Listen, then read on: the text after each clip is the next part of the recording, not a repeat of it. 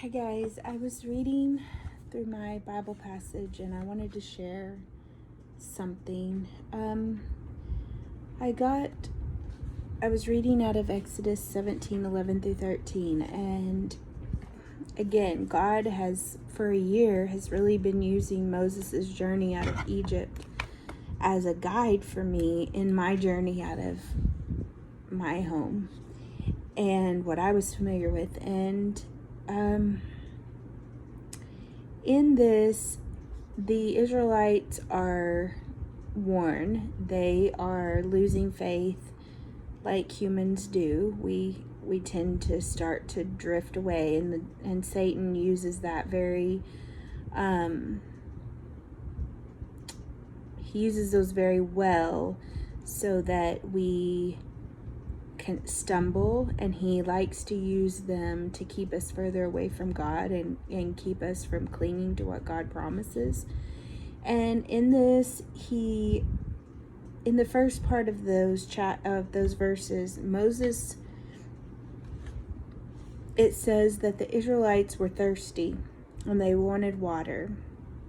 And they begged Moses, if God is really with us, why do we not have water? And I thought this was interesting. It says that Moses used the same staff that he used at the Nile to turn the water into blood. He used the same staff he used at the Red Sea to part it. He brought water out of the rock, and the Israelites drank. And I thought that was interesting because Moses was, if anything, consistent. He knew how God worked. He knew how God used things, and he trusted in God's plan and turned around and used that. He used the same thing. And I think God gives us tools to use, and sometimes we forget about them. He gives us a tool that we have to use every day, and that's our Bible. That's his word. That's his promises. It's his coming throughs in life. Remember the times when you thought you were desperate, and cling to those times and believe that he can get you through. And then this story, what this passage was really talking about is the Israelites came to a place where they were going to have to fight the Amalekites in order to get to the promised land. And it was just one of the many battles they were going to have to face. And Moses went up to the mountain, and he took the same staff that he had used for all the other things, and he lifted the staff up, and he sent Joshua into battle against the Amalekites. And as long as Moses held the staff up, the Israelites were winning. The Amalekites were defeated. But if his arms got tired and he became weak and the staff began to drop, then the Israelites began to lose ground, and the Amalekites would start to have some victories. So Hur and Aaron, his trusted confidants, his trusted leaders, climbed the mountain with him, and they grabbed a rock and they helped hold up Moses' arms so that the staff stayed up, and so that the Israelites could win the victory.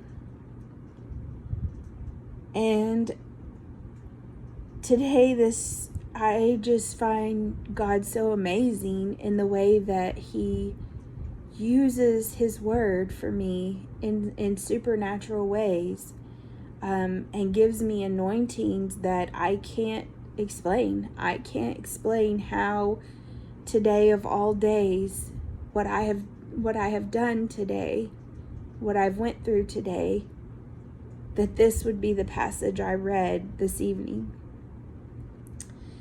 And it said, cling to the one who knows your future. Moses knew God's promise, and he clung to it. He knew that through the staff, miracles happened. And he clung to that promise that if he just held the staff up, that a miracle could happen. And he trusted God to work through that.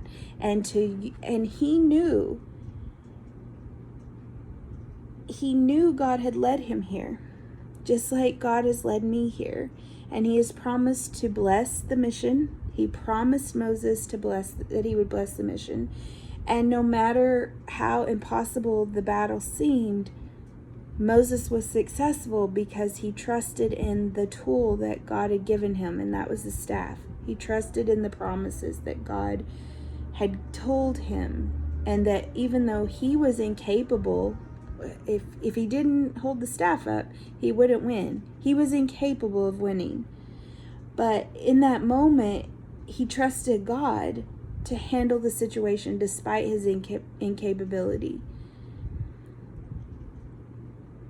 And I know I have to trust that. And then the second part of that is the part that really got me today, because today God spoke to me in the middle of the night last night and told me to reach out to people that I could trust. And then tonight, he speaks to me through Moses, who has been my rock for this last year, who has been what I have leaned on when I am worried about my choice, when Satan tries to creep in and tell me I made the wrong decision. What did God lead me to again? For I cannot tell you how many days in this 365 days that God has led me to Moses. And today, in a completely different Bible plan, in a completely different devotional, who does he lead me to again? On a day when I was really struggling, he leads me to Moses. I cannot tell you how powerful God is in those moments. And he used my Bible, my staff, to show me his promises and to show me how supernatural and powerful he is. And to give you some background, this morning I woke up and felt God's urging to reach out to some trusted friends, people that I knew would pray for me and pray for a situation that is just in need of an absolute miracle. There's no other way for it. It's just a miracle that is needed. And I sat down and I wrote out the text, and it took me quite a while to write it out, and it was pretty long. And I thought, I probably send this to 3 or 4 people. And I went through my contact log and I sent it to probably over 12, maybe 15 people. And I was amazed that I knew God had put that many trusted, and these are people that aren't family. They're, my family I trust explicitly with my prayers. And I've got some strong prayer warriors in my family, and the second I need them, I call them immediately, and I know for a fact one specifically is my rock when it comes to prayer. But these are just people, and some of them I hadn't talked to in a long time, and but I knew God has blessed me so much with people in my life over this lifetime that are still in my contact log, that I can hit a button and I can trust those people to pray for me. And then this evening, God sends me Exodus 17, 11 through 13. And he sends me the story of Aaron and Hur climbing up the mountain with Moses. And when Moses couldn't lift up his arms any longer, and he wasn't strong enough to do it on his own, He couldn't endure it by himself. God sent Aaron and Hur up the mountain, and they propped him up. And if you don't and can't comprehend the power of that, of what happened to me today, and that's why I had to get on here immediately after I read this, no makeup and all, and tell you this, because there's power. God will send you what you need when you need it. And he speaks to his people, and he fulfills his promises. And no matter what you're going through, I don't know if you're going through a Moses moment, and I don't know if you need a miracle like I do. But I do know that God has an answer for you, even when you don't feel like there is one. And he will guide you. And if you will just rely on him, even when you don't know where it's going to come from, but you know God will have an answer for you. I could not. I am so overwhelmingly shocked at how God worked in this today. To me, the fact that he led me to this scripture is a miracle in itself, because I had no idea I was going to read this today. This is day 2 in this devotional. I had no idea. And this morning he led me to text my friends and to rely on them to lift me up. And I started to have some doubts this afternoon again. Satan's really attacking, because I think he knows what's happening here is so powerful. And he's trying really hard to break it down and to squash it. And I was struggling again today with my choices, and did I make the right choices? And I spent the afternoon talking to 2 trusted friends.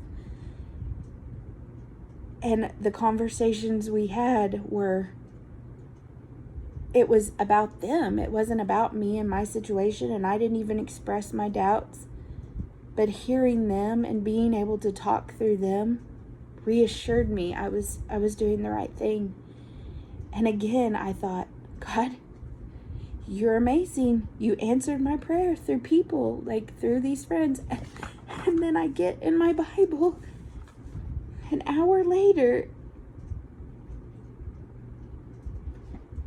I'm overwhelmed with the power of God right now. And I hope that this message comes through to someone else, and you too can find power in the prayer of God, and just believe that I don't know what my miracle is, but I know I cannot do this alone.